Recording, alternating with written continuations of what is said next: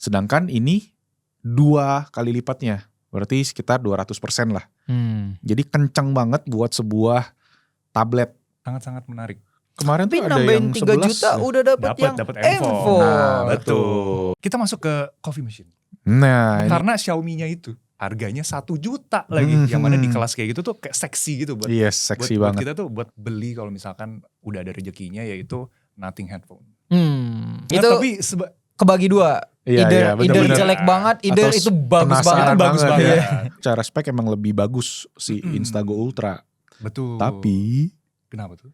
harganya lebih mahal. Iya, 7 juta. Beast Jadi dia tuh Boy. bisa. Beast Boy. Dia beast boy, dia kayak buas bro. Halo guys, selamat datang kembali di Beat Podcast. Episode yang rekomendasi Gadget of the Year 2025. Wow, yang mana kita di tahun ini, di akhir tahun ini kita akan sharing gadget-gadget menarik dari masing-masing personel. Ya, ada Ko Malvin di sini dengan gadget-gadgetnya, ada Anes juga dengan gadget-gadgetnya, dan gue sendiri dengan gadget gue sendiri. Jadi kita bakal bahas banyak banget nih, dari kamera, laptop, konsol. Ko Malvin ada power bank, tablet, segala macam, TWS, dan gue yang unik-unik juga ada coffee machine. Itu Nah, hobi-hobi kita yang baru. Gitu. yes. Jadi ya, kita langsung masuk aja ke Beat Podcastnya. Ini episode 2025 2025 perdana. Iya. Setelah lama hilang. Setelah 1 tahun tuh, terakhir 2024 ya. Karena Anda penyebabnya. Ya, gitu. Enggak. Yuk masuk aja yuk langsung yuk. Ya udah, let's go lah. Let's go.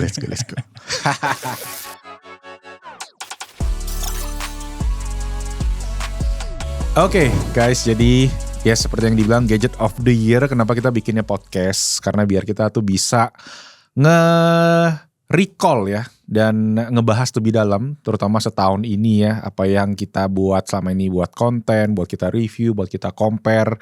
Dari gue sendiri, ada dari Daniel, ada dari Anes juga. Listnya juga lumayan banyak nih ya.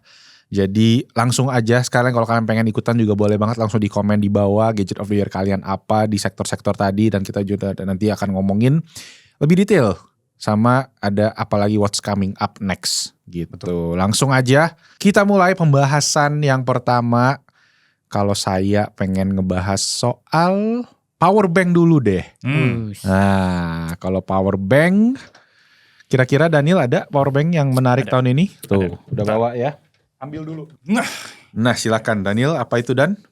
Ini kalau aku, tau gak kemarin ada yang komen, kenapa sih aku kamu ke Ko Malvin? Geli gitu. Gitu ya. Gimana ya? Daniel ini orang Bogor ya. Orang Sunda tuh Sunda, pakai sebenarnya Sunda. Pakai aku kamu gak sih kalau orang Sunda? Tenaon gitu ya. Aing sih. Aing. Tapi kalau ke Ko Malvin urang biasanya. Urang gitu. Kalau ya gua lu sih sebenarnya. Iya. Oh tapi gitu. Karena dari awal kita ngomongnya, pertama kan saya. Iya. Terus dari saya berangkat ke aku. Jadi tidak ke gua. Jadi ya terbiasa sampai sekarang jadi sepertinya begitu naturalnya. Ya gak apa-apa sih. Ya gak masalah ya. Anyway. Langsung aja. Apa tuh Dan? Ini power bank yang menurut saya itu menurut gue itu paling berguna, terutama kalau dipakai untuk traveling. Dari siapa tuh? Ini dari Rapatech yang namanya itu Origin Loop 40 watt. Ini awalnya sih dikasih sama Ko Malvin ya. Iya.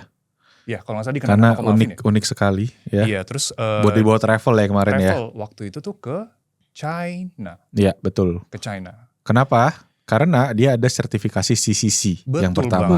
Karena kalau kalian ke China, sebenarnya sih yang domestik ya katanya ya. Cuma ada sempat berapa kali dibilangin juga kalau travel internasional pun juga mesti pakai power bank yang CCC. Jadi akhirnya kita searching dan pas banget nih si Rapa nih ternyata salah satu yang menurut gue menarik karena dia itu komplit fiturnya, chargingnya kenceng, dan ya coba deh Daniel boleh ceritain kenapa. Iya kalau misalkan sebenarnya sih awalnya ngelihat ini tuh biasa aja kok. Biasa aja kayak power bank pada umumnya, tapi ya keunggulannya compact. Tapi setelah gue menggunakan si gantungan ini menjadi satu hal yang sangat-sangat unik buat gue pribadi. Karena biasanya hal yang mengganggu adalah pas lagi pakai power bank, entah harus ditempelin di belakang HP-nya. Kayak begini, kalau misalkan power bank kan panjang tuh. Atau ya kayak harus dipegangin 2 gini.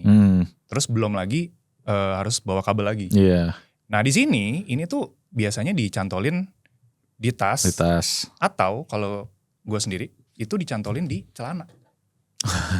Boleh dicantolin nggak langsung? Iya boleh. Ya. Ini agak awkward tapi Di tempat tali pinggang lah ya. betul banget. Iya, awas udahnya kelihatan ntar. Enggak dong. Tinggal tarik. Nah ada kabel retractable-nya. Retractable-nya. Udah integrated ya. Tempel. Masukin. Tuh Terus, ya. Iya maksudnya, come on. Convenient banget lah Simple. gitu ya. Yang mana kalau power bank yang lain ya, nggak tahu deh ada yang punya gantungan atau enggak, tapi ini menjadi satu hal yang unik sih. Ternyata kalau dilihatnya tuh kayak cuma sekedar fashion, ternyata ada fungsinya gitu ya. Betul, ada fungsinya. Kalau Koko sih sebenarnya suka karena retractable kabelnya. Kalau Koko ngerasa ya itu sekarang tuh fungsi yang underrated banget kayaknya. Orang suka ngeliat kayak, ada kabel bawaan, ngapain ada kabel bawaan gitu. Terus ini lagi kan nyantol lagi kan. Kalau ntar rusak gimana? Ya. Lu belum pakai aja udah bilang rusak gitu loh. lu pakai, lu belum coba, lu belum beli, lu udah bilang ntar rusak gitu. Jadi so far sebenarnya ini tuh tren dari akhir tahun kemarin soal kabel retractable ya. Sempat di-mention juga berapa kali dari powerbank yang Koko coba gitu, dan ternyata emang so far sih aman-aman gitu, nggak pernah ada yang masalah walaupun kita pakai tiap hari tadi ya buka tutup gitu kan. Dan ya sekarang trennya udah makin ditingkatkan lagi tadi dengan si Rapa pakai si kaitan sama Kaitannya dan dan retractable. Jadi kombinasi yang mantap ya dan ya nggak ribet, nggak usah bawa kabel lagi. Betul. Nggak usah dipegang-pegang ya. Tetap dipegang. Tetap dipegang atau dicantolin aja gitu bisa. Tapi gue juga sebenarnya memahami sih kok kenapa orang-orang kayak concern dengan ini. Karena nggak tahu ya, beberapa kali aku tuh selalu bilang kayak seandainya ini rusak kayak entah kenapa lah dia rusak. Ini tuh masih ada opsi Type C gitu. Bukan kayak ini rusak dan power banknya tuh nggak bisa dipakai lagi. Jadi e-waste ya. Jadi bahasa e-waste gitu. geolnya ya. Enggak kayak gitu. Enggak kayak gitu. Karena kayak ada Type C lagi yang masih bisa kita pakai gitu. Type C-nya tuh bisa buat ngecas dan buat dicas kan ya. Betul. Jadi dua-duanya lagi kan masih bisa buat ngecasin si power banknya ataupun jadi in and out. Yes, dua-duanya bisa kan. Dua-duanya bisa. Secanggih itu. Gitu. Jadi sebenarnya kayak ya benar juga yang kayak orang-orang pada protes retractable nanti rusak segala macam, kayak come on, masih ada port Type C man. Masa masa lu nggak anggap Type C-nya gitu. Cuma lu anggap ininya doang kan kayak nggak dianggap loh. Kalau Anes, ada Anes? Sebenarnya udah menarik. lebih canggih itu sih. Kalau saya mungkin ini sih sama sih sebenarnya, intinya teknologinya si kabelnya udah ada dan dia bisa kayak digantung gitu. Oh jadi gantungan ya? Ini Baseus tapi lupa namanya apa. Tapi ini setahun ini banyak banget kepake sih, kebawa kemana-mana gitu. Stikernya banyak banget Nes. Iya, ini kan bawaannya Baseus. Oh stiker bawaan ya. Ditempelin aja. Kirain stiker imo. Itu ya. Oke. Ya, yang pakai kabel ini sangat berguna sih. Yes, lucu.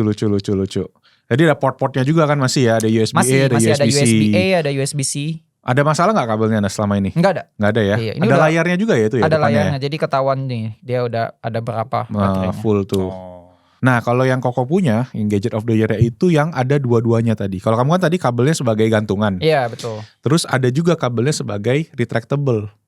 Yaitu dari Anker. Wah. Yang waktu itu yang 165 watt. Pernah di mega unboxing waktu itu dan sekarang kepake banget. Tapi barangnya di rumah. Nanti kita viralin aja ya. Jadi emang tadi yang gue bilang bisa di retractable.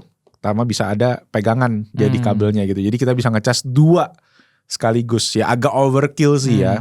Tapi ya namanya kita power user kan, mana tahu satu bisa ngecas laptop, satu bisa ngecas HP, dan dia bisa sampai 165 watt. Terus ada layarnya juga yang bisa nunjukin ada berapa watt nih, misalnya kita buat ngecas laptop 65 watt, ngecas HP 30 watt, dia nunjukin semua di sana. Dan dia juga masih ada port-portnya tadi. Dan portnya juga bukan cuma USB-C. Tadi kan kalau Dani kan cuma USB-C ya, yang apa ya. Baseus tadi ada USB-A juga ada ya. USB-A. Nah kalau yang Anker juga ada, jadi ada dua-duanya, ada USB-A, ada USB-C. Jadi bisa dipakai buat ngecas yang kecil-kecil. Karena kan beberapa device kayak TWS, kayak smartwatch itu dia pasti pakai USB yang USB-A rata-rata gitu kadang. Nah jadi masih ada di sana. Dan itu juga dari segi harga sebenarnya masih reasonable sih menurut Koko ya. Kalau kamu berapa tuh harganya Dan? Ingat gak yang Rapa? Ini tuh kalau gak salah masih yang pasti masih di bawah 1 juta ya. Iya. Kalau gak salah di 500 ya. 500. Bahkan di bawah 500. 400 ribuan ya. 400, 300 pernah waktu itu aku pakai. Oke. Di Topet kalau gak salah ya. Shopee gitu dapat voucher. Jadi lebih murah. Oke. Harganya oke. Anes punya ingat gak Anes berapa? 200-an. Nah yang Anchor itu tuh harganya memang sekitar 800 ribuan, tapi kapasitasnya dia 26.000 mAh. Gede banget. Jadi gede banget. Jadi kapasitasnya mungkin 2 kali yang kamu juga Dan ya. Atau bahkan itu kamu 4 kali ya. 5.000 ya itu ya Nas ya. Yang ini 5.000 mAh gak? Ini 10. Oh 10, oh ya oke. Dia agak gede. Dan dia juga 10.000 ya. Kalau kopi jatuh 26.000. Jadi dia limitnya yang bisa dibawa ke pesawat. Gitu. Jadi pas banget, makanya buat yang power user ya itu bisa jadi alternatif. Itu keinget banget sama kemarin tuh sempat bahas Anchor juga yang display charger 120 watt kalau salah ya. Oh yes betul. Enggak 165 juga itu. Sorry 140. Yes itu saat dia keluarnya bareng tuh sama itu. Keluarnya bareng ya betul. Yeah. Keluarnya bareng. Ada teknologi displaynya gitu. Ada displaynya iya. Tapi agak kaget juga karena power banknya lebih bisa keluarin daya lebih banyak ternyata ketimbang si chargernya. Yes. Iya kan? Sebenarnya sih dia nggak lebih banyak tapi total kayaknya totalnya, tuh 165 watt itu total. Misalnya dipakai port USB-A, USB-C. Nah itu yang kadang tuh suka apa sih kalau kita ngomongin watt-wattin itu agak misleading sih. Kadang dia nulis itu total semua gabungan semua, tapi bukan maksimal yang bisa. Kayaknya maksimalnya mungkin cuma 100 watt, 140 watt mungkin. Iya tergantung device-nya juga sih sebenarnya. Iya tergantung kan karena kayak USB-A itu paling cuma 18 watt. USB-C mungkin ada yang bisa 30 watt, ada yang 60 watt, ada yang 100 watt. Tapi di total-total jadi segitu. Iya. Nah makanya kemarin kan kita ada konten soal chargernya Apple tuh. Dia tulisnya cuma 40 watt. Padahal dia bisa 60 watt. Tumben gitu Apple merendah malah gitu merendah. Kan. Merendah untuk ditinggikan kalau kata bahasa sekarang ya. Gitu jadi ya itu sih untuk power bank ya. Untuk gadget of the year kita. Nah sekarang Daniel silakan share gadget of the year. Oke, kemarin itu sempat kepikiran banget sama yang namanya extended reality. Atau kalian pernah ngebahas soal ini nggak? Extended reality. Karena kita terakhir ngebahas soal extended reality itu seingat aku pas dulu di tahun 2024 awal, Komavin nyobain yang namanya Apple Vision Pro. Oh yes, generasi Apple Vision 1. Pro. Yang mana itu berat banget. 2023 ya kayaknya ya? 4 ya? 4 awal. Oh 4 sorry. Dan itu kebayang-bayang terus sampai 2025 aku menemukan banyak banget extended reality sekarang dengan AI-nya. Tahun 2004-2005 semuanya AI. Dan mungkin masuk juga AI Smart Glass. Dari kalian apakah ada gadget yang menarik berhubungan dengan extended reality ini? XR sih pasti yang menarik si Meta punya kemarin ya. Yang Zuckerberg dengan meme-nya katanya bisa pakai iketan di tangan terus kita pencet-pencet. Walaupun itu cuma di US doang sih katanya belum bisa keluar sekarang. Cuma terakhir kan ada Vivo ngeluarin, nah sempet ngeliat tapi belum sempat nyoba sih. Cuma kayaknya Android udah mulai catch up nih sama Apple ya dari Android yang beberapa tahun lalu gitu. Betul. Cuma ya sayangnya sendiri dengan Meta sih yang ngeluarin itu sebenarnya kayak kacamata yang gede gitu jadi nggak istilahnya nggak viable nggak sih? Kayak males gitu mesti pakai barang gede. Sedangkan Meta udah bisa bentuk kacamata biasa gitu kan. Walaupun gede tapi kelihatannya kayak lebih fungsional aja gitu. Kalau dari gue sendiri kok, jadi ada alasannya kenapa let's say Apple dan Samsung bikin si XR ini ketimbang smart glasses. Kalau aku menilainya smart glasses itu untuk mendampingi HP. Kalau VR atau extended reality MX XR yang VR itu yang gede itu buat mendampingi PC. Aku menilainya seperti itu. Karena si AI Smart Glass ini dia untuk ngelihat kayak kalau misalkan kita bahas soal Meta Ray-Ban display, itu dia buat ngelihat sosial media kayak Instagram, Messenger, Facebook gitu.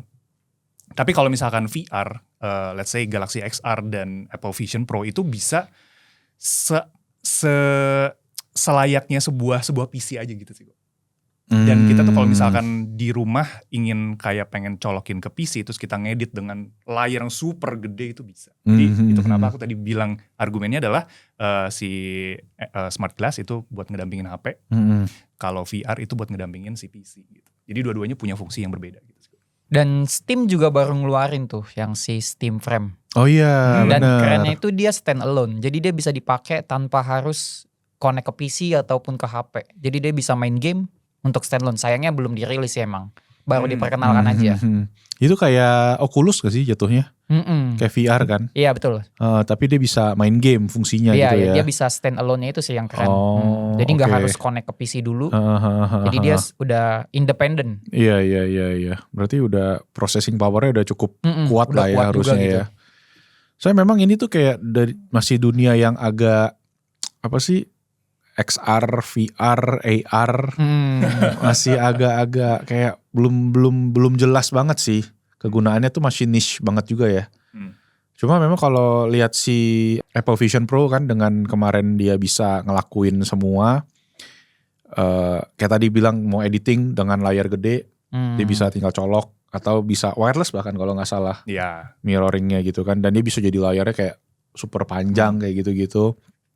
Use case-nya ya masih kayak niche banget karena pakai itu tuh setelah 1 jam aja tuh udah ngap sih, panas gitu kan. Iya, betul, karena berat gitu dia. Dan katanya yang baru, dia baru keluarin yang versi M5 ya. Itu lebih berat lagi katanya dibandingin sama yang malah nambah ya. Malah nambah bobotnya. Aku kiranya lebih dia apa ya? Karena dia strapnya sekarang dikasih yang ada atasnya langsung. Karena saking dia beratnya lebih berat dari sebelumnya. Dia bikinnya kayak double iketannya itu loh, kayak yang versi aduh lupa namanya apa, mesh apa gitu. Gadget of the year kamu sih agak unik ya Dan ya. Agak unik, tapi aku ngeliatnya ini sebagai salah satu teknologi yang dikembangkan manusia untuk masa depan. Karena kita ngeliat juga HP dulu itu aneh banget. Betul. Setuju. Nah di masa depan mungkin si XR ini bisa menjadi satu hal yang kepake. Nice. Gitu sih. Anas, apa nih Nas Gadget of the year? Mungkin ngomongin kamera dulu kali ya. Boleh. Kayaknya tahun ini lagi tahunnya Nikon banget. Nikon nih lagi naik-naiknya lah. On fire. Jadi dia tuh, padahal kan zaman dulu kayak Nikon tuh sering banget dikatain potato kan. Tapi udah mulai kayak, ditinggalin ya. Iya, tapi kayak sekarang tuh nggak tahu kayak nama Nikon lagi bagus-bagusnya. Apalagi dia recently baru ngerilis yang buat cinema ZR. Wah itu sih kacau sih, karena dia tahun lalu baru akuisisi Red kamera. Iya. Dan sekarang dia yang akuisisi ya judulnya betul. Ya. Dia beli si Red kamera ya. Kamera. Terus dia pakai teknologinya si Red itu untuk bikin si ZR ini jadi produk pertamanya. Z Red judulnya ya sebenarnya. Iya, betul, ya. R-nya tuh dari Red kali ya. Seri Z-nya Nikon digabung sama Red. Teknologinya si Red. Bahkan branding Red-nya tuh masih dimasukin ke bodinya, jadi masih ada tulisan Red-nya. Oh gitu. Jadi keren banget gitu. Oke. Soalnya iya sih kemarin beberapa kali sempat ngeliat orang lagi pada heboh ngomong yang pakai Sony itu pindah ke Nikon. Karena si Nikon ZR ini dari segi price juga oke banget ya. Iya betul, dari segi harga sama, walaupun dia kayak lensa third partinya emang belum banyak, tapi kan si adaptornya itu udah pada canggih-canggih sekarang. Jadi autofokusnya tetap bisa kerja, jadi banyak yang bisa pakai lensa Sony jadinya. Terutama lensa Sony sih, karena Sony banyak banget kan pilihannya kan. Lensanya. Sama kayak dulu pas Koko pindah dari Canon ke Sony itu. Pas itu Sony masih dikit lensanya. Iya. Jadi kita mesti pakai lensa Canon. Kalau dulu pakai namanya Metabones. Atau nih penonton ada yang tahu nggak tuh? Namanya keren banget, Metabones, meta tulang. Adapternya itu yang paling premium. Kok dulu pakai yang Viltrox atau apalah dulu. Sampai akhirnya pakai yang Metabones dan beda banget kayak autofokusnya segala macam. Cuma sekarang udah kayaknya udah mainstream kali ya. Adapter-adapter kayak gitu ya. Udah pada canggih sih sekarang. Karena langsung pada autofokusnya langsung pada bagus katanya soalnya. Cepet gitu. Cuma gimana Nes, istilahnya dia punya fitur-fitur ada yang berkurang gak kalau kita pakai adapter? Mungkin paling jadi suka ada itu aja sih, vignette-nya aja tinggal di zoom aja paling. Cuma dia di beda-beda soalnya ukuran sensornya. I see. Oke. Itu doang sih, tapi kayaknya kalau untuk masalah speed Sony kan emang bagus ya autofokusnya ya. Jadi mungkin kalau ke brand lain mungkin ada ngerasa penurunan kualitas aja sih. Ada sedikit lah pasti ya, gak mungkin plek ketiplek sama betul. Lah gitu. Oke. Dan sip. Balik ke si Nikon ZR ini sebenarnya kenapa dia heboh banget tuh karena dia ukurannya kecil. Tahun kemarin kan kita juga ngomongin Gadget of the Year tahun kemarin tuh ke si XM5 Fuji tuh kan karena dia kecil juga kan. Yes. Dan sama nih si Nikon ZR ini bodinya compact banget, tapi dia tuh isinya beast banget gitu, beast boy. Jadi dia tuh bisa Beast Boy. Dia Beast Boy, dia kayak buas bro. Dia tuh buas banget, Beast Boy. Oke. Jadi dia tuh Beast bisa Boy, 3 jenis RAW. Dia tuh mulai dari N-RAW, ProRes RAW, bahkan RAW-nya si Red tuh, si Red RAW. R3D NE 12 bit itu. Dia juga bisa gitu. Jadi masih ada sentuhan-sentuhan rednya lah. Itu kalau di kamera video. Tapi kalau di kamera foto lagi seneng sebenarnya ini udah keluar 2 tahun sih. Si Nikon ZF. Cuma tahun ini keluar lagi versi silvernya. Jadi makin mirip kameranya Fuji. Oh, yang retro-retro gitu ya. Iya, itu bagus banget sih. Oke. Jadi Nikon tahun ini comeback lah judulnya ya. Tahun ini comeback. Tahun ini kayak tahunnya Nikon lah. Iya. Soalnya zaman dari Koko dulu kan Canon sama Nikon yang kedua nih. Terus Canon KO, Sony nomor 1, Canon nomor 2. Nikon mulai ketinggalan nih nomor 3, nomor 4 lah, Fuji mulai naik. Segala macam. Nah, kayaknya tahun ini Nikon mulai naik nih, udah ngegeser Canon nih mulai nih kayaknya nih. Dan Fuji kan udah niche-nya udah niche sendiri nih kayaknya nih. Udah niche kamera-kamera yang kayak apa sih mirrorless yang udah sama lensanya lah gitu ya. Paling apa sih Lumix ya. Lumix kan ada yang Micro Four Thirds. Iya. Lumix juga lagi naik sih karena naik juga ya. Buat video juga dia. Iya dia spesifik buat video Spesifik tapi buat ya video, Micro Four Thirds sama si yang full frame ya kalau nggak salah ya dia ya. Dan Nikon kayaknya bisa ngisi kekosongan itu tuh yang ditinggalin. Soalnya Sony kayaknya udah keburu jauh ya. Sedangkan Canon udah mulai ya mencoba ngikutin tapi kayaknya keburu mereka udah terlalu terinvest di ekosistem mereka yang sebelumnya. Betul. Sedangkan Nikon ketika mereka caplok red nih kayaknya siap banget nih. Mungkin mereka ngeliat kali ya, gua cuma membutuhkan satu ekosistem kamera video nih. Gue beli aja deh red gitu. Hebat juga tapi mereka ya, walaupun nomor sekian ternyata duitnya banyak loh. Banyak juga. Ternyata gak harus nomor 1 ya untuk punya ini loh. Padahal gitu. kayak kamera-kamera red kan juga mahal-mahal banget ya. Mahal banget betul. Gokil makanya juga. bisa beli red, makanya tadi Koko nanya bener ya beli red ya berarti dia ya. Wah oke nice. Ya good story to tell. Thank you Anes, pilihan yang menarik ya. Mungkin ada kamera of the year dari kalau Koko sebenarnya akhir-akhir ini karena emang lagi suka kamera action sih ya. Karena kan lagi fokusin channel Best Indo Cars. Nah kalau kita ngomongin otomotif kan syuting dalam mobil, syuting bergerak itu kita nggak bisa pakai kamera yang kayak gini-gini nih yang gede. Bisa cuma repot gitu dan butuh sumber dayanya lebih lagi, mesti mountingnya banyak. Kalau kita mungkin ingat zaman Koko dulu tuh Top Gear. Iya betul. Wah kalau dia syuting dalam mobil tuh si kayak Richard Hammond atau host-host yang lain, mounting kameranya banyak banget. Suctionnya tuh kelihatan dari depan tuh bisa ada 4 apa 5 suctionnya. Kayak kita Koko paling lihat di Tokped yang suctionnya cuma 1 gitu kan. Jadi kayak ngeri-ngeri sedap kita nih, kayak aduh kayaknya gak bisa deh pakai kamera mirrorless. Jadi akhirnya sempat coba-cobain sampai terakhir akhirnya nyobain DJI Pocket. Nah itu kamera DJI pertama waktu 2 tahun lalu kali ya udah keluar ya. Nah tahun ini mereka ngeluarin beberapa yang menarik. Akhirnya Koko kemarin cobain DJI Nano. Itu kamera kayak semacam Insta360 Go yang kecil banget. Tapi dia itu sebenarnya speknya spek DJI Action 5 Pro. Which is kamera action mereka yang flagship tahun kemarin. Jadi secara speknya sama tapi dibentuknya kecil banget. Nah itu yang akhir-akhir ini lagi Koko pakai buat bisa bikin POV, kita bisa bikin shot-shot yang unik-unik, bisa bahkan bikin ditaruh juga gampang banget. Jadi kalau nempel ke mobil sekali suction aja udah beres gitu. Sama akhirnya Koko juga karena itu menurut Koko bagus, dari DJI Pocket bagus, ke itu juga bagus. Akhirnya Koko beli action camnya, DJI Action yang 6. Itu pertama kali nih punya DJI Action setelah GoPro kan biasanya kan. Iya GoPro ini pertama kali setelah dia 6 tahun berarti 6 seri baru akhirnya kebeli 1. Cuma masih belajar sih. Tapi so far itu yang kayaknya berasa kamera kecil sekarang juga bisa bikin konten yang bagus nih. Kalau sebelumnya Koko kalau mungkin kita lagi dinas keluar mesti bawa kamera gede, sekarang bawa DJI Pocket aja atau bahkan nanti bisa mungkin DJI Nano. Cuma kelemahannya juga tetap ada. Dia kayak kalau low light mungkin nggak bakal karena sensornya bisa bagus. Kecil sensornya kecil, betul. Panas nggak sih kok? Panas itu ada ya? Ada. Dan beberapa kali kemarin pas awal-awal rilis itu dia overheat terus. Overheat ya. Banyak yang ngomongin tuh. Karena ukurannya kecil banget. Jadi ya kalau ngomongin ini kayak ilmu fisika lah ya. Iya. Semakin kecil bentuknya panas akan semakin cepat nyebar. Sama kayak HP lah, karena HP tipis kalau panas yang langsung nyebar gitu kan. Nah ini kemarin sih udah dapat software update yang mana lumayan ngebantu. Kalau sebelumnya itu 20 menit dia overheat, ini bisa 30-40 menit. Tergantung suasana lah. Kalau di Indo ya maklum lah kadang panas banget gitu kan. Tapi ya sekarang overall lumayan improve lah. Ya gak tahu itu tren di kamera-kamera sih kayaknya ya sekarang ya. Mereka tuh ngerilis belum dengan software yang final. Iya betul. Kayaknya masih diupdate lagi, ntar diupdate lagi. Kayak nunggu dikomplain dulu, sengaja gitu. Baru mereka update. Kayak gitu. Kalau Daniel, ada yang menarik dari sektor kamera? Sebenarnya aku sama kayak Ko Malvin, tapi aku lebih kepincutnya itu sama Insta360 yang Go Ultra. Oh, karena kemarin sempat ngebanding-bandingin pengen kepincut juga, pengen kayak Ko Malvin nih kayaknya nih.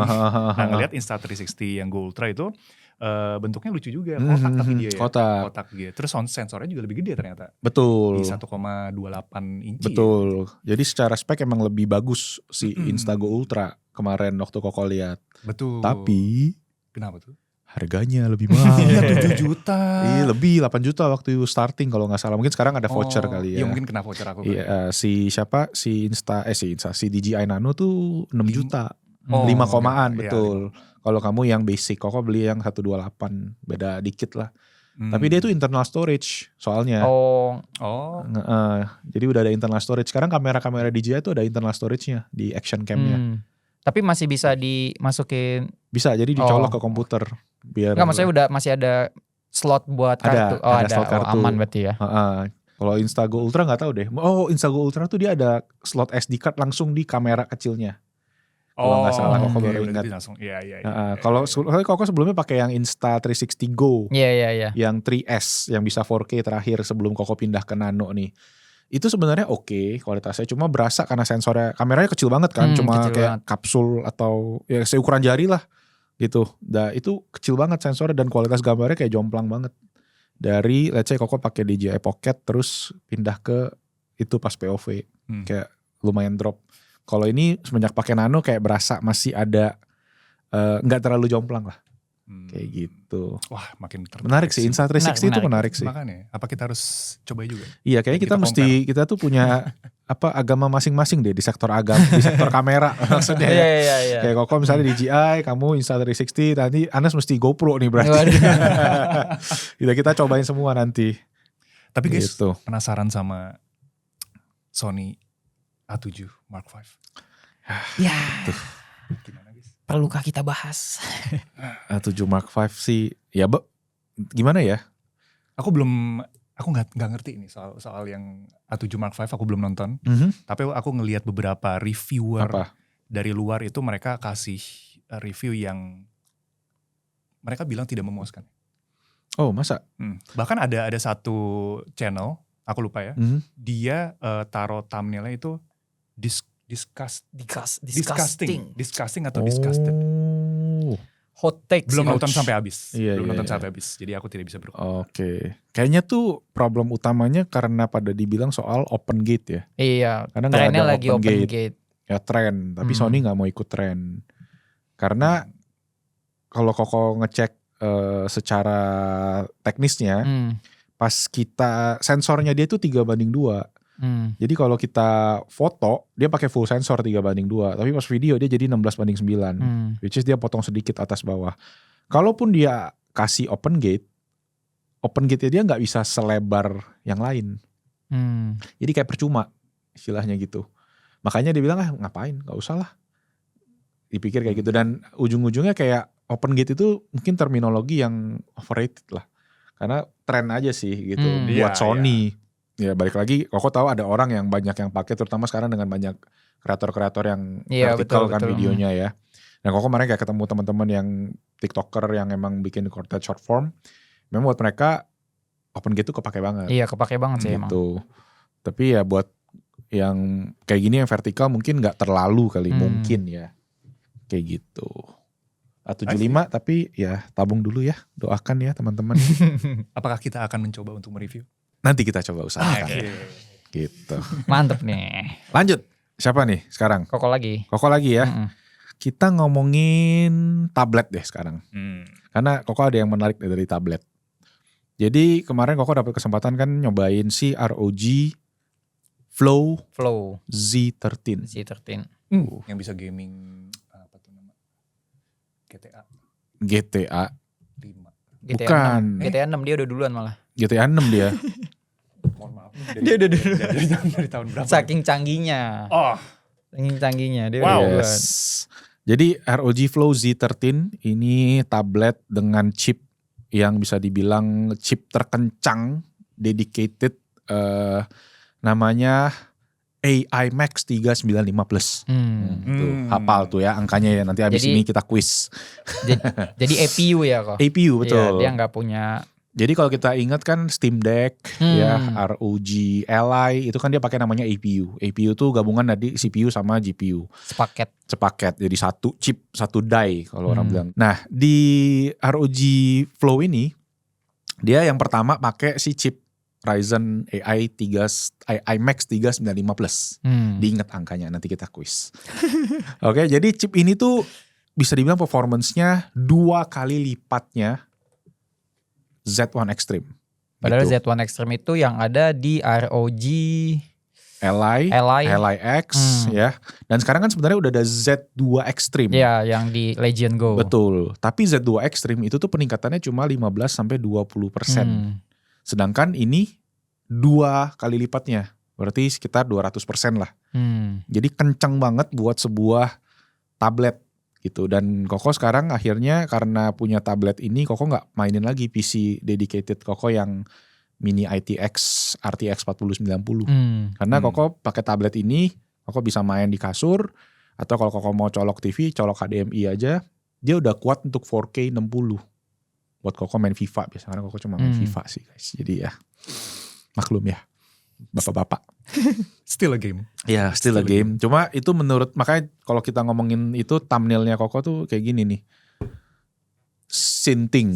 Gitu. Karena buat sebuah tablet menurut saya itu ya emang gila banget, kencang banget. Dan sampai sekarang kayaknya belum ada yang ngikutin ya. Kayaknya udah ada brand-brand yang indie-indie kalau kita bilang ya, bikin handheld gaming pakai itu. Kalau gak salah GPD itu GPD Win 5 ya kalau gak salah bikin. Terus ada juga laptop kayaknya, atau mini PC yang pakai. Mereknya GMK kalau gak salah gitu. Tapi harganya pun sebenarnya kayak mepet sama Asus gitu.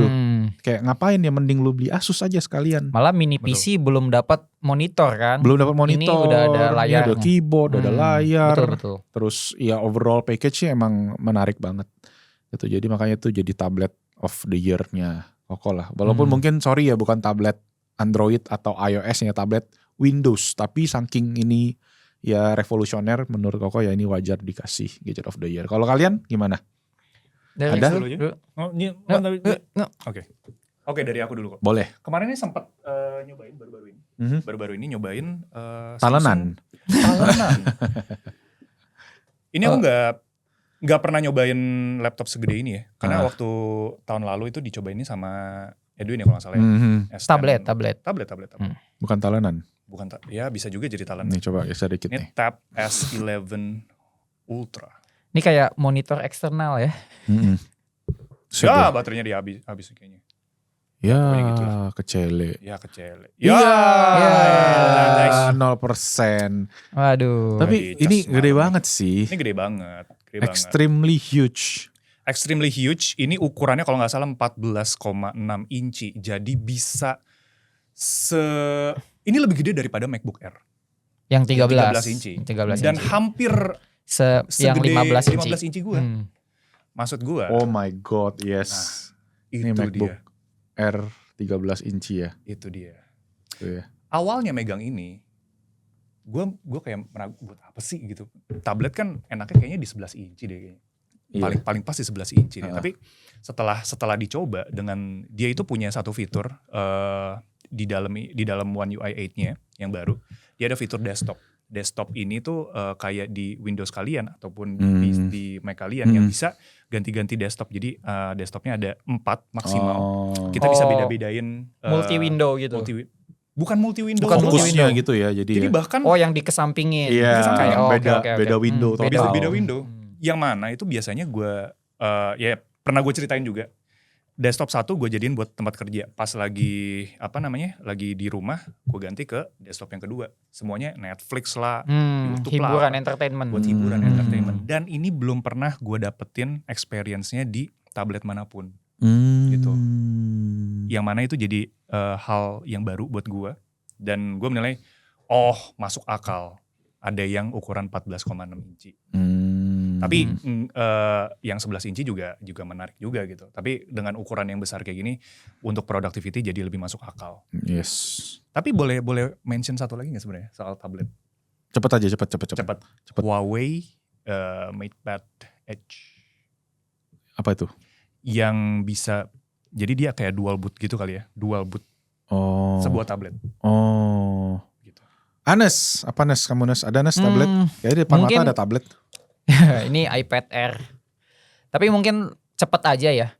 Kayaknya dari tahun ini tuh sebenarnya kalau ngomongin value, tablet yang paling value tuh kayaknya Xiaomi Pad 7. Tapi itu kan sebenarnya kan udah dari akhir 2024 ya. Dan kekurangannya itu storage-nya cuma ada 256, gak ada 512. Nah tahun ini tuh di rebrand sama Poco, jadi Poco Pad X1 ya. Poco Pad X1 itu kerennya storage-nya udah 512 dan tuh kayaknya menjawab apa yang orang-orang butuhin selama ini sih. Oh, jadi itu dia sebenarnya Xiaomi Pad 7, tapi di upgrade storage-nya. Di upgrade storage-nya terus diganti badge, ditimpa logonya jadi Poco X1. Oke. Jadi now you guys know. Iya, jadi banyak yang ngeluhin tuh karena kebutuhan storage tuh ternyata tablet tuh pada minta yang 512. Terus akhirnya dikabulinnya dalam bentuk Poco. Dan tuh kayaknya lihat-lihat di forum-forum banyak banget yang tertarik sama si Poco Pad itu. Karena mereka nahan-nahan gak beli Xiaomi Pad tuh karena storage-nya 256 doang. Menarik kan? Menarik. Good insight Nas, good insight. Menarik. Soalnya tadi sebenarnya mau bahas juga soal ukuran sih memang. Karena kalau ngomongin tablet tadi 11 inci, 13 inci. Koko pernah coba yang iPad Pro. Yang 11 inci pernah, yang 13 inci waktu itu 12,9 kalau gak salah. Yang ini 12,9 nih kan. Yang gedenya betul, nih. Iya. Dan Koko ngerasa kayak ini tuh nanggung. Gak seproper laptop karena dia agak mengkotak.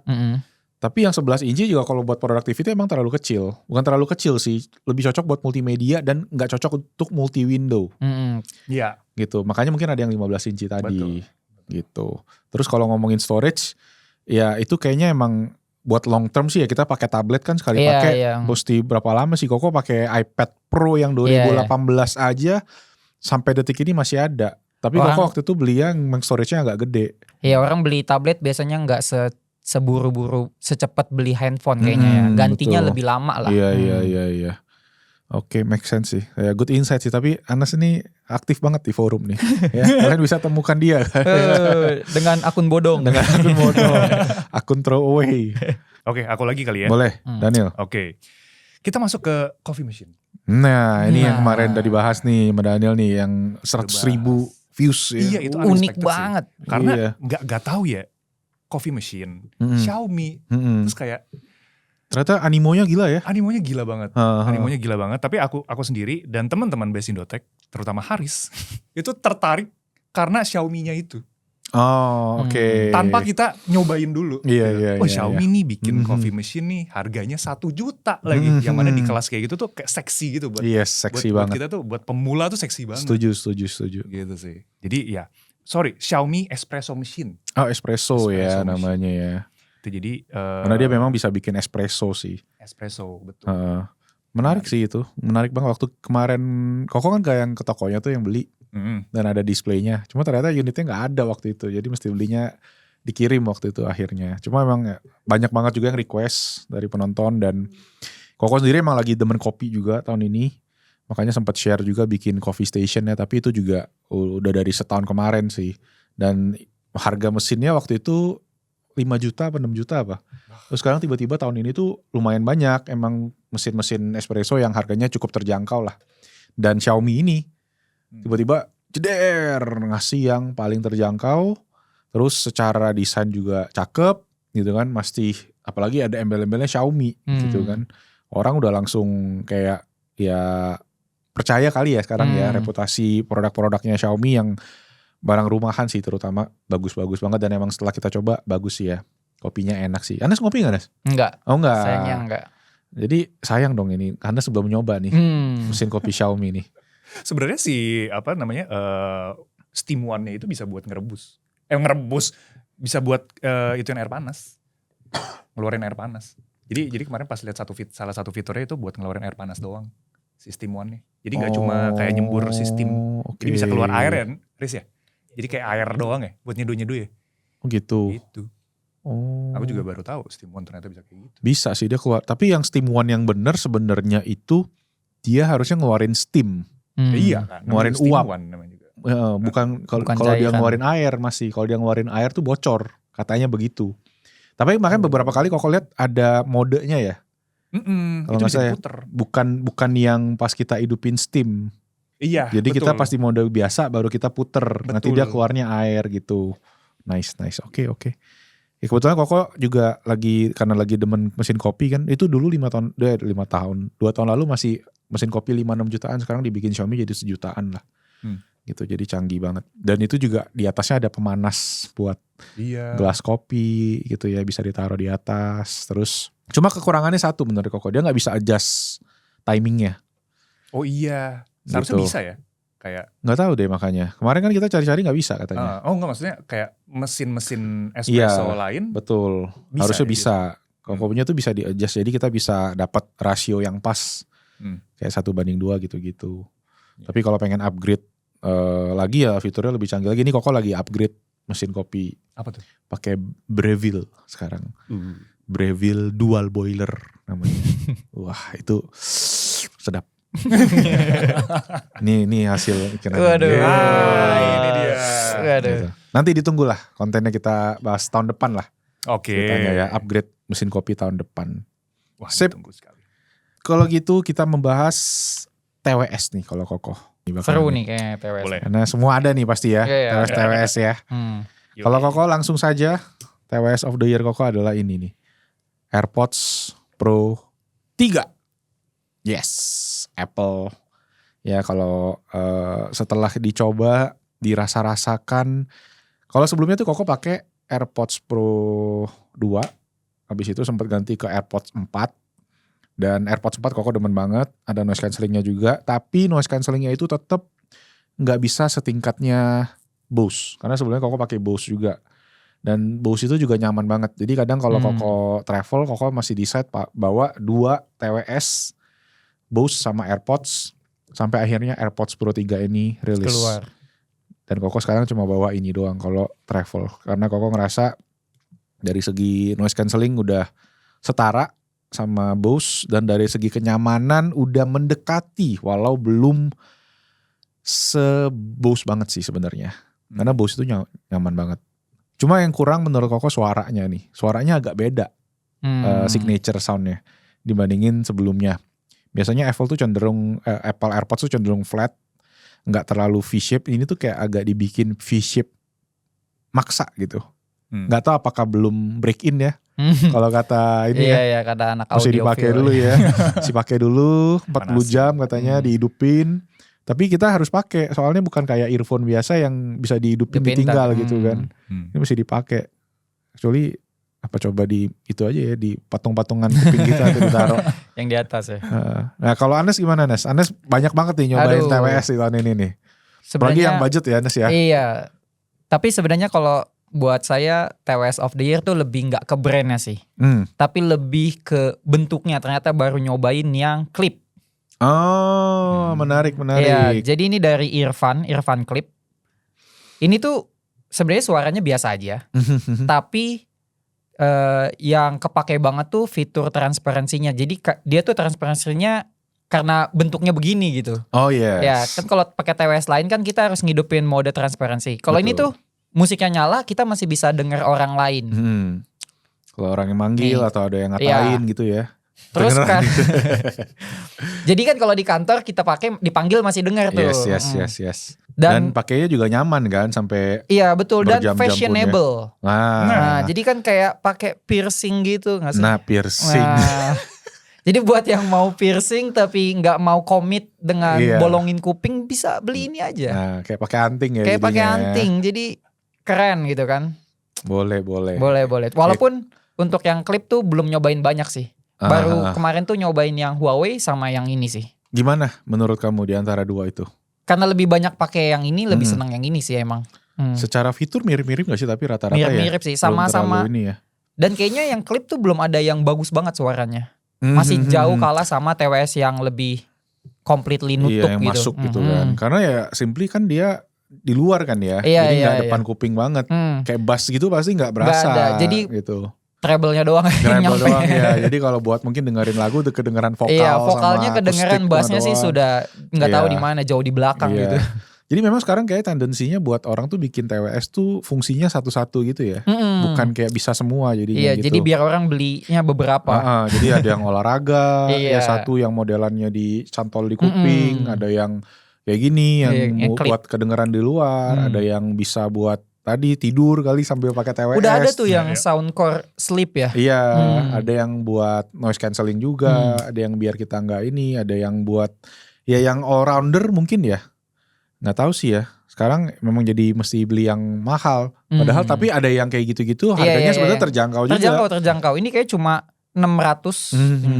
Irfan kayaknya di segmen harga itu udah. Iya, di segmen harga 1 juta ke bawah kayaknya Irfan nih udah mendominasi. Megang semua ya.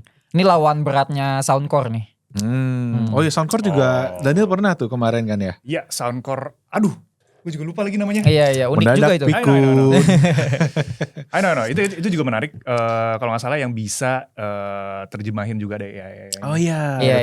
Yang AI translation. Judulnya kayak jago 1000 bahasa atau apa gitu. Iya. Ih, rame itu videonya. Itu rame videonya. Itu lucu tuh pertama kali. Pink Cilin. Bener lagi. Itu tau gak ramenya karena siapa? Karena ada cewek. Enggak lah. Dasar kamu. Bercanda. Enggak, tapi memang menarik sih. Menarik ya. Kalau kamu apa Dan? TWS? Sebenarnya sih kalau TWS masih sama kayak yang tahun lalu. Aku masih kepincut sama Buds FE Samsung. Wah, Samsung banget nih. Harganya yang lumayan menarik sebenarnya. Sekarang udah di 600 entah kenapa. Oke. Buds FE sekarang FE berapa sih? Udah gak ada angka-angkanya lagi ya? Nah sekarang tuh Buds 3 FE. Ada Buds 3 FE. Iya. Buds 3 FE yang ada batangnya dan bentuknya udah modern. Tapi yang waktu kemarin aku sempat rekomendasikan ke pacarku adalah Buds FE karena harganya yang lebih menarik. Gitu. Yang turun harga itu gak sih? Bukan ya? Yang turun harga? Yang turun, iya. Yang jadi ya? Lu jadi beli yang ya? turun harga. Iya. Aris korbannya tuh jadi beli karena turun harga. Berapa 250 ya? Oh 500 salah. 500. Dari 1 juta ya? 250 satu doang guys. Belum sama case-nya. Betul. Jadi itu menarik sih. Tapi sebenarnya yang aku belum pernah coba. Tapi aku sangat-sangat ingin beli kalau misalkan udah ada rezekinya yaitu Nothing Headphone. Headphone. Oh, yang kata orang jelek banget. Yang kata orang jelek banget. Itu tapi kebagi dua. Either jelek banget, either itu bagus banget. Bisa sedinamis itu ya. Nothing in between kayak. Nothing in between sesuai namanya. Jadi kayak dari HP-HP-nya Nothing juga aku dulu sempat nyobain juga yang 2A sangat-sangat menarik. Nah ini ketemu headphone-nya pertama kali Nothing juga bikin headphone. Jadi ada rasa vibe yang sama untuk mencoba satu hal yang baru dari Nothing. Udah masuk Indo by the way. Udah masuk Indo. Lewat Urban Republic ya kalau gak salah. Eraphone. Oh headphone-nya? Iya udah masuk Indo. Mahal ya tapi ya? Mahal. Dia di 3 juta apa 4 juta ya? Lebih. Dia seharga Sony XM5 ya? Iya makanya itu sih yang. Jadi kalau dibandingin itu sama Sony kan pasti orang langsung pada ke Sony semua kan? Oh iya. Betul. Itu bener banget sih. Satu poin yang menurut Koko juga penting banget nih di journey kita nge-review. Karena kita juga mikirin jadinya kan. Iya betul. Kayak orang tuh bakal lebih pilih itu ngapain istilahnya gitu lu jor-joran. Cuma ya tadi menarik sih POV yang ya harusnya tetap ada personalnya kita lah, subjektifnya kita gitu yang harus kita bisa share nih. Itu insight yang menarik. Ya Koko udah keburu kayak aduh mending Sony aja lah. Kalau kayak gitu ngapain kan. Koko kayaknya lebih ke mainstream ya ke orang-orang. Koko kadang suka kepikiran aja sih. POV orang ngelihat ini kayak ngapain gitu. Tapi kalau kayak Daniel kan demennya kayak gitu nih, demen lawan arus. Yang unik-unik. Iya, kalau Anes demen cari yang apa nih, yang paling value for money nih lebih gitu. Ke value. Sip, berarti bukan TWS headphone ya berarti itu ya. Headphone. Nice. Koko sih semenjak pakai TWS nggak tahu deh. Jadi udah jarang pakai headphone. Iya, karena space-nya terbatas banget kan. Iya benar. Tas-tas gitu kan sekarang tas makin kecil, pengen bawaan makin ringan karena bawa anak sekarang udah gitu. Bawa anak banyak banget. Nggak bisa Koko bawa backpack sendiri, nggak bisa karena harus bawa backpack anak gitu. Nah, ngomongin backpack sendiri nih. Waduh. Kita ada edisi-edisian nih ya. Betul sekali. Selalu ya. Kalau Daniel nih, ada yang menarik nih edisinya nih kayaknya dari kemarin. Oke, dari kemarin tuh sempat share juga di di story ya. Awalnya tuh share-nya pengennya ke power bank, tapi orang-orang pada salah fokus ke tas yang namanya PGY Tech One Go Lite, entah kenapa. Tapi aku sendiri itu sebenarnya beli si tas itu karena simply bentuknya yang tidak seperti tas kamera. Jadi itu sebenarnya tas kamera, tapi dirancang dibentuk tidak terlihat seperti tas kamera. Jadi maksud aku kayak simplicity-nya dapet, terus pas kita buka itu tas banyak banget kompartemen yang bisa kita masukin alat-alat kamera kita. Dia setengah-setengah gitu kan ya, setengah yang terbuka, setengah yang ada separator gitu. Dan itu pun bisa dicabut. Jadi separator si kameranya, kompartemen kamera yang bisa dicabut, dan yang bagian atasnya itu juga bisa kayak ada sletingnya gitu dibuka, jadi kayak tas harian biasa. Itu kayak tas yang Wonder kita itu juga sih, kayak gitu ya. Betul. Tapi lebih kecil atau lebih gede? Lebih kecil. Kalau yang ini ukurannya 16 liter. Wonder juga kalau nggak salah ada yang kecilnya ya. Kapasitas 16. Wonder itu kalau nggak salah 20 ya. Paling kecil ya. 25 deh. Kalau nggak salah. Wonder ada yang kecil betul. Cuma kok lupa deh volumenya berapa. Betul. Dan ini sampai dia ukurannya 16 inci. 16 liter.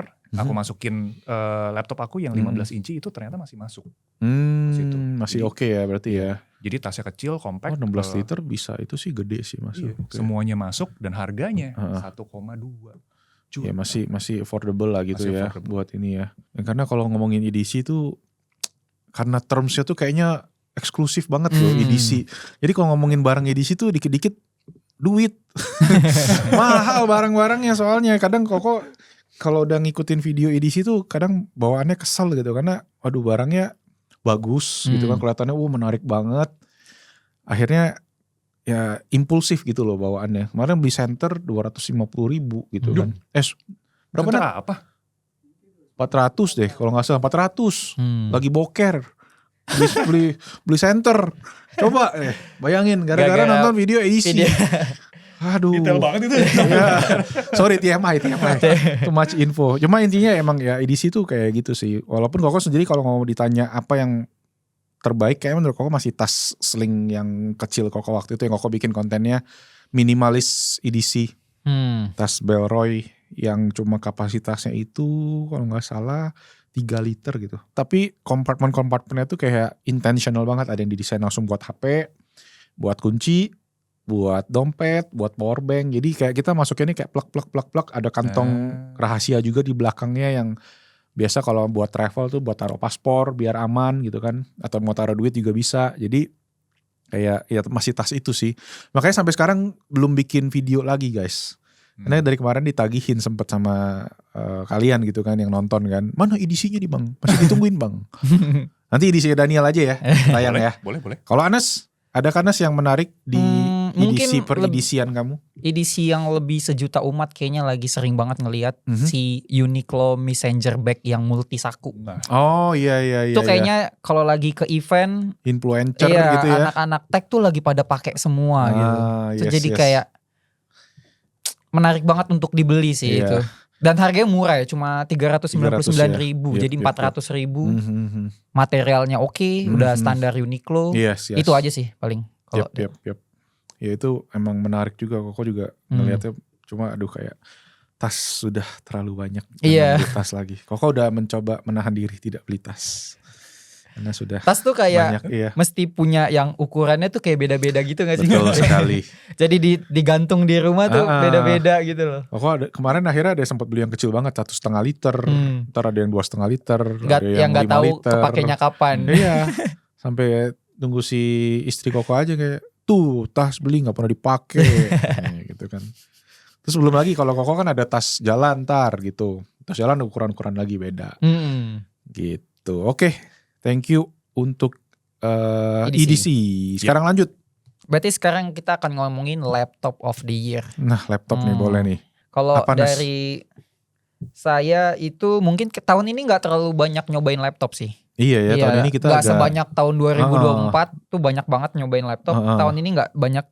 Tapi yang masih lengket itu si Zephyrus G14 2025. Itu tuh yang laptop kalau misalnya harga nggak jadi masalah itu kayaknya pasti beli itu sih. Itu kalau kita bikin diagram Venn itu dia semua aspek kena lah.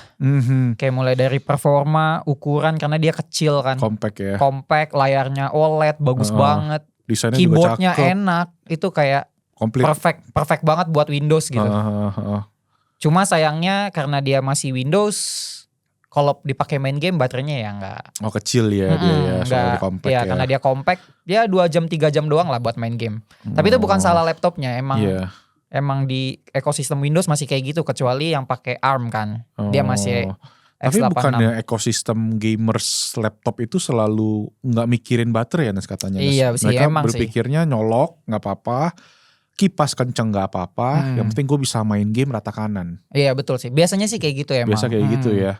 Makanya kalau buat Koko yang Mac nih istilahnya, yang mana gedenya mungkin main konsol lah istilahnya gitu ya. Kayak agak aneh gitu ngelihat habit gamers laptop ini tuh bener-bener ekstrim gitu. Push it to the extreme. Sebenarnya kalau di PC kan orang kayak suhu 70 aja dak-dikduk gitu. Kalau PC tuh kayak mentokin aja kipasnya, gue nggak ngasal, gue pakai headphone kok. Headphone gamingnya. Iya makanya kayak kalau nonton video-video review orang bule kan biasa mereka sampai desibelnya suaranya tuh dihitungin kan. Sedangkan kalau orang Indo tuh nggak peduli itu sih. Nggak akan dicek. Yang penting kan performa, value-nya dengan harga yang dibayar gitu. Iya, lu mau berisik terserah, lu pakai headphone aja yang penting. Yang penting lu bisa main game, Wukong, rata kanan ya dengan settingan tertinggi. Tapi itu kan kalau yang Windows. Kalau untuk yang MacBook tahun ini sih laptop of the year-nya RM4 yang base model. Ini dong. Yes. Wih, laptop baru guys. Tapi gak kelihatan ya warnanya ya. Ini yang sky blue anyway, by the way. Ya, cuma dia kayak silver gak sih jatuhnya? Iya kayak silver. Kayak silver. Tapi yang itu cool. Yang storage berapa kok? 512? Ini 512 kok. Karena ya maklum lah kadang butuh data-data banyak pikir. Tapi yang base model yang harganya 256. Iya, karena harganya $999 saya rasa nggak akan ada laptop Windows yang bisa ngalahin MacBook. Value for money di harga ya. Segitu ya. Di harga $999, $1.000 itu nggak ada yang bisa ngalahin sih. Laptop Windows tuh belum sampai ke titik itu sih. Kemarin tuh Koko sempat bingung mau ambil 15 inci apa ambil 13 inci gitu kan. Terus ceki-ceki bedanya hampir 5 juta untuk ke yang 15 inci. Jadi 15 inci itu sekitar 24 juta. Ini sekitar 19. Dengan spesifikasi yang sama. 16, 512. Kan sekarang semenjak M4 kan RAM-nya 16 ya. Itu sih yang paling revolusionernya. Betul. Di 16 giganya sih. RAM loh, Apple. Jadi revolusioner loh. Bayangin tuh.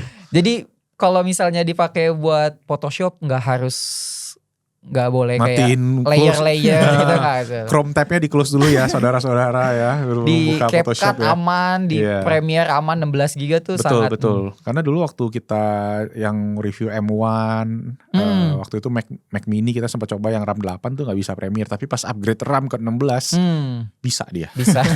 Gitu. Karena berpengaruh itu RAM ya. Padahal di HP kan orang suka bilang apa sih RAM iPhone gitu. Ternyata di laptop berpengaruh banget. Ya, ada dan yang Daniel lain. ada. Kalau misalkan aku sendiri sih sebenarnya lebih ke sama masih MacBook, tapi yang M2-nya. Karena setelah aku kemarin lihat di e-commerce, ternyata MacBook Air M2 yang RAM-nya 16256 harganya di 12 juta.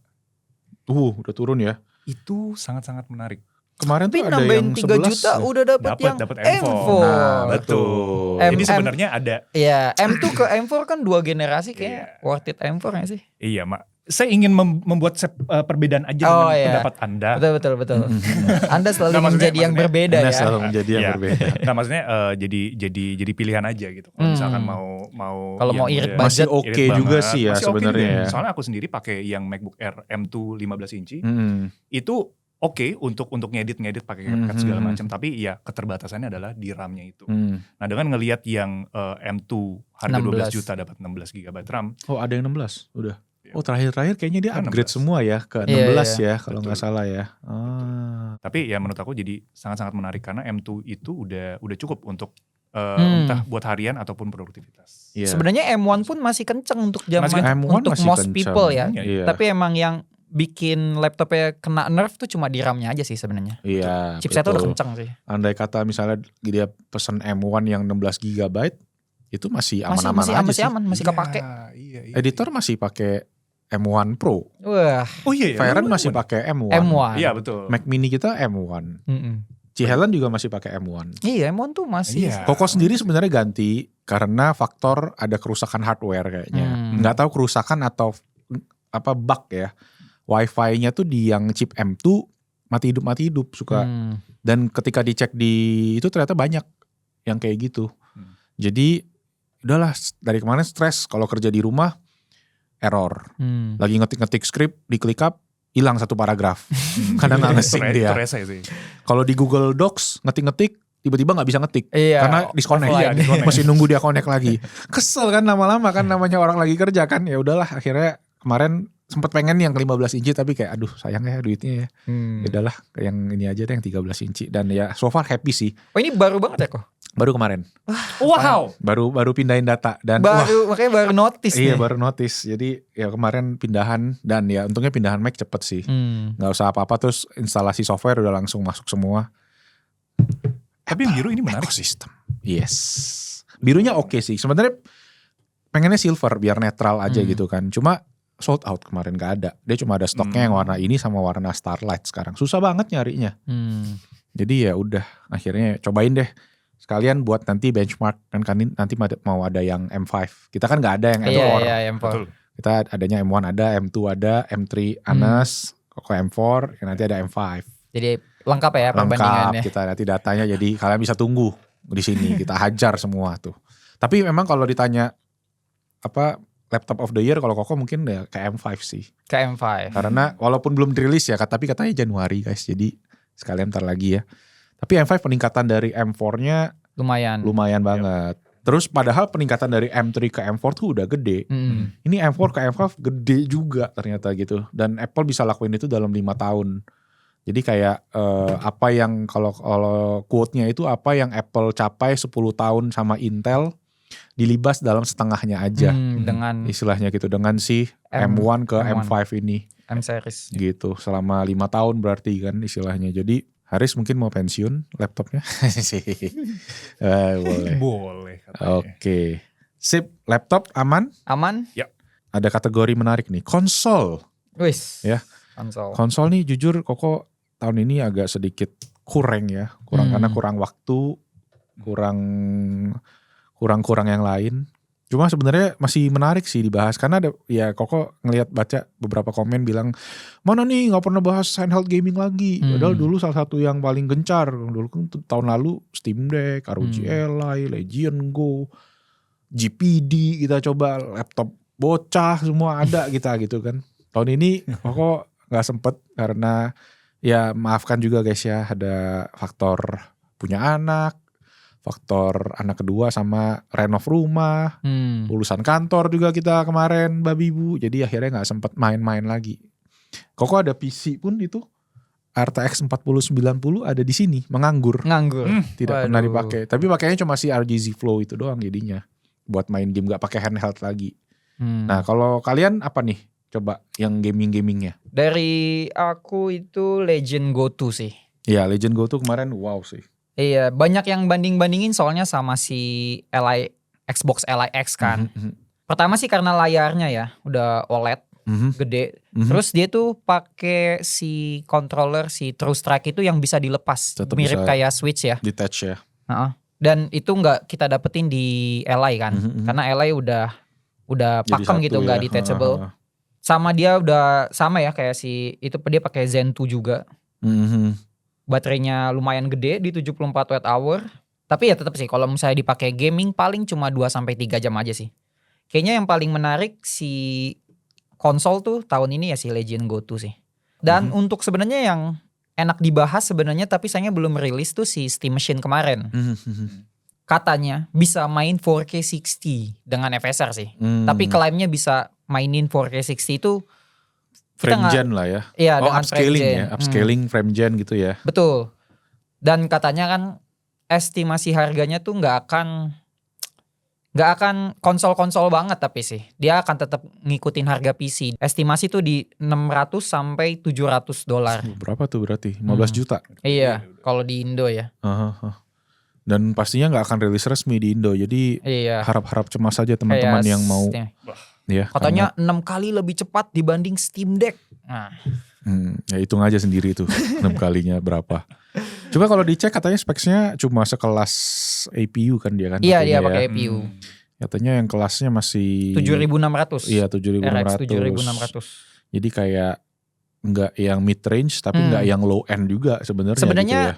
Itu dia cuma ngambil dari ini kok, dari yang Steam hardware, data Steam hardware ya. Gitu. Dia tuh cuma ngambil speknya yang paling rame itu dibikinin konsol. Oh gitu. Jadi RAM yang paling banyak dipakai itu 16 GB, dia bikin 16 GB. Terus CPU yang paling banyak dipakai itu berapa core yang dipakai itu cuma pakai data itu doang dan dibikinin si Steam Machine ini. Oh gitu. Jadi kayaknya 100% udah pasti kena ke pasaran karena itu adalah spesifikasi yang paling banyak paling mainstream. Tapi gimana tuh ngomongin RAM dengan kondisi RAM sekarang yang katanya jadi relik atau jadi betul karena disedot AI kan. Iya. Kayaknya sih estimasi harganya bisa salah nih. Bisa soalnya salah. Deal-dealan RAM kan lagi gila ya. Iya. Sampai katanya Samsung pun tidak mendapat pasokan RAM dari Samsung. Waduh. Saking gilanya. Oke. Dibeli sama perusahaan AI. Oh wow. Segitunya sampai AI Samsung minta ke Samsung Memory nggak dikasih. Udah ada yang beli nih bos. Oke. Kalau kamu Dan? Kalau aku sih sebenarnya ada yang menarik tuh. Kita mencari yang aneh-aneh lagi. Oke, siap. Udah yang mainstream udah mainstream udah ya. Kayaknya kalau yang mainstream banget gua. Abis itu yang aneh. Iya. Aneh silakan. Apakah Anda mengingat device ini? Waduh. Ini relik ini. Wow. Tuh guys. Ini PSP 1000 yang ini dibeliin sama orang tua pertama kali.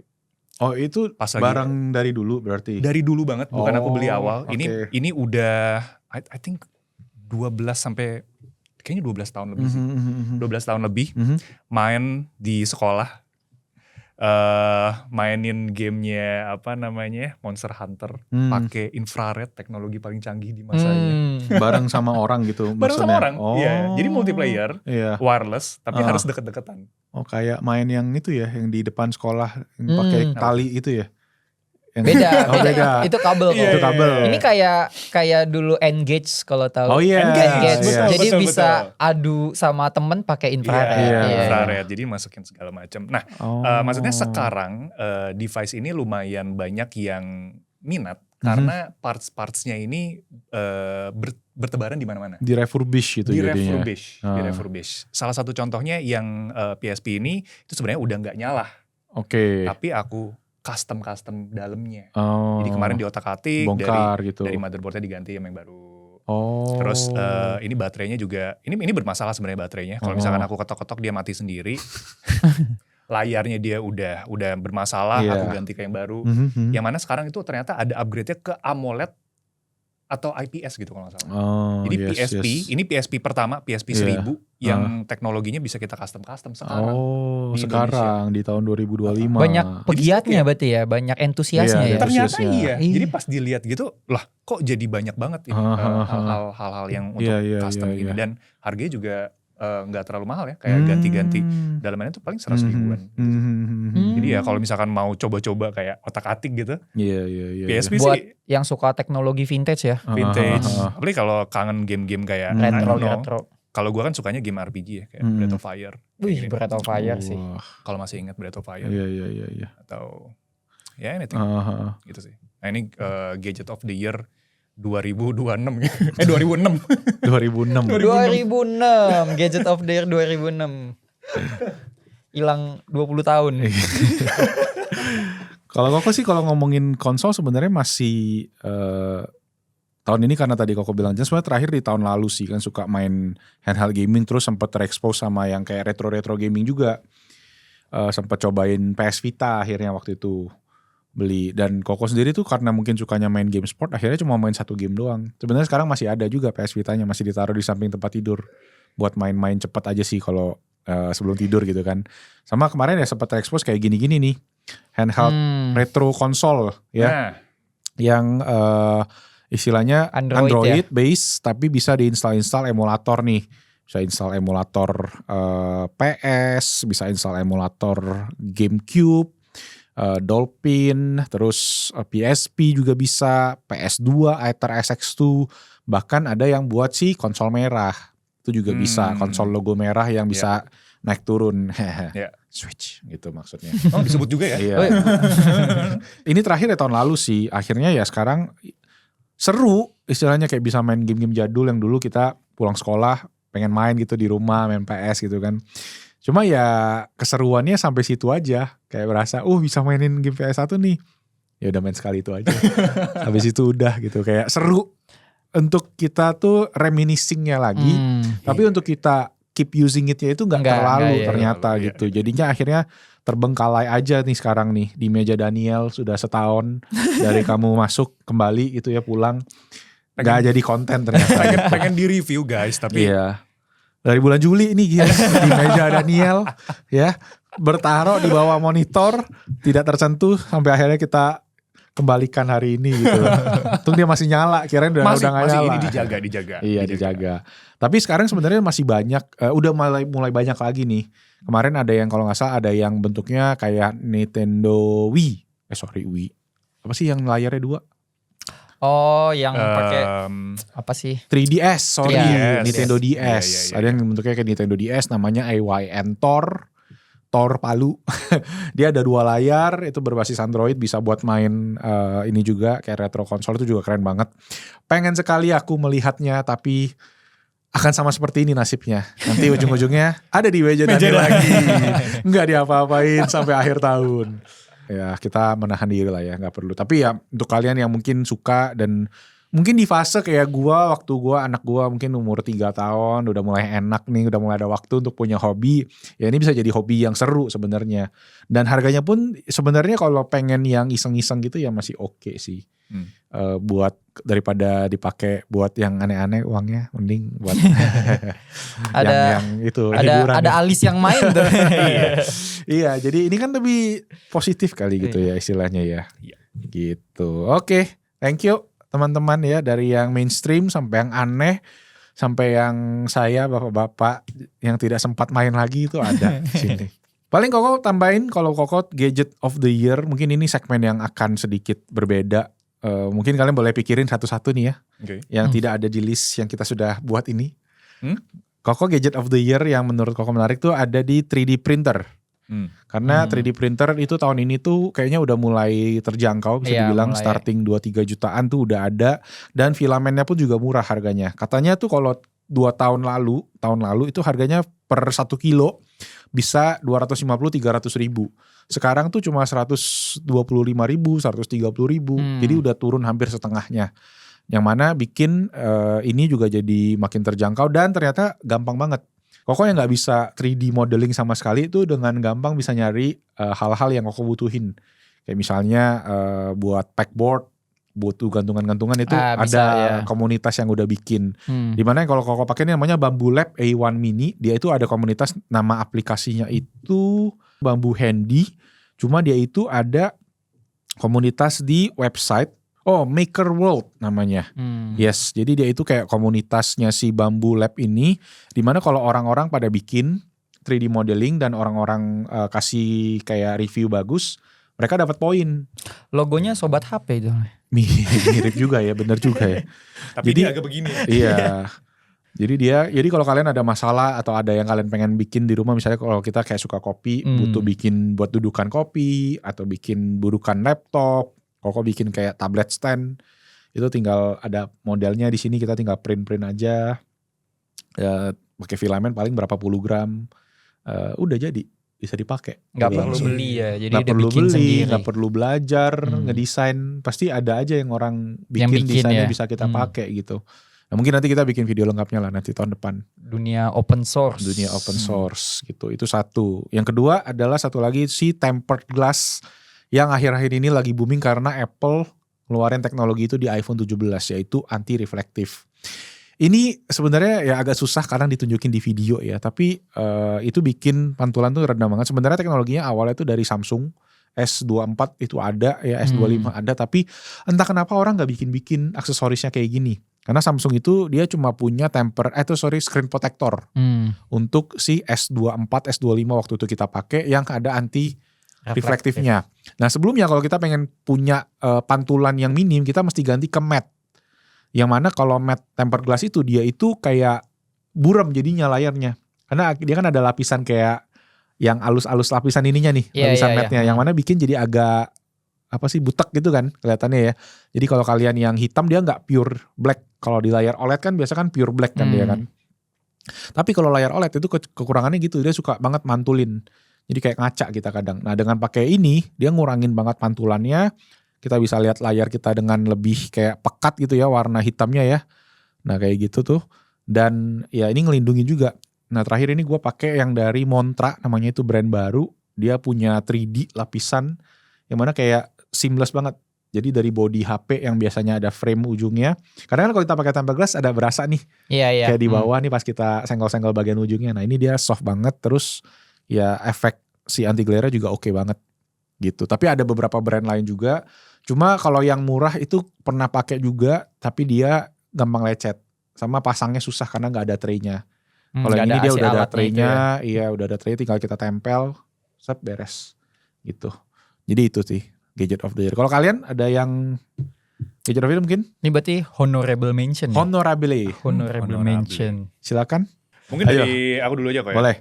Sama juga. Ini keywordnya masih soal printing. Oh printing. Masih soal printing. Kemarin menemukan, jadi sekarang tren-trennya itu lagi tren-tren yang jadul-jadul gitu ya.